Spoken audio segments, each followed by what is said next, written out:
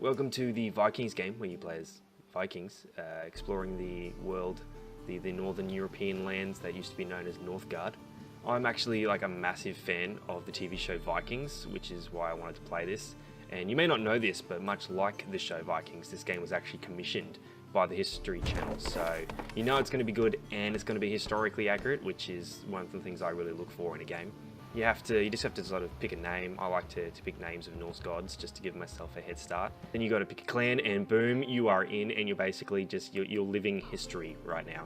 Unlike in other inaccurate games where you have to build your workers, in this one they just spawn. So long as you keep your people happy, like as long as your clan's happy, they'll just spawn out of thin air, which is pretty good. I quite like the way that they portrayed that. I think it looks really good. Also, unlike in some other games, in Vikings you get both men and women peoples to do your bidding, and of course they can do whatever they want. Like they're not tied down by any kind of gender politics. They get to do whatever they want.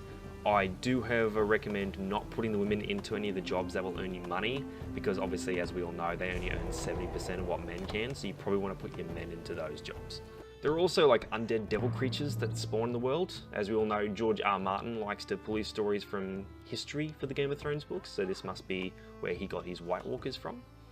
Also, sometimes your clan will grow into a massive group of assholes that are angry all the time, so no one new will spawn. I recommend just sort of waiting till winter and letting them all starve to death. You just want to let them know who's in charge every now and then and just start over, because the last thing you want is an entire clan full of assholes. This is what sheep sound like. It's very accurate in my opinion.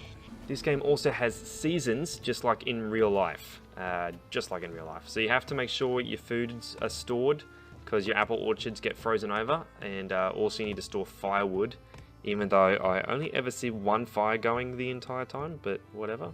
You have to build armies to fight off wolves and undead creatures and stuff.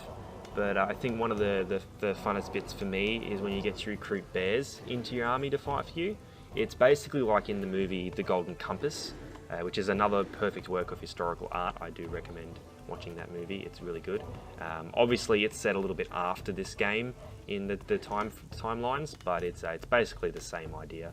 I think the only letdown of the game's historical accuracy is the fact that people can win the game by becoming the most famous Viking in the world without me ever actually seeing them.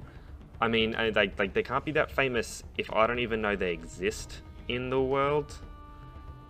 I guess that's just a pet peeve. Also, where is this shade coming from? Where is the sun to shade this entire area like that? Like, where is it? It's just, I guess this proves that the Earth is flat. So good on you, flat earthers. You knew all along. And this is what people sound like. Pretty accurate in my opinion.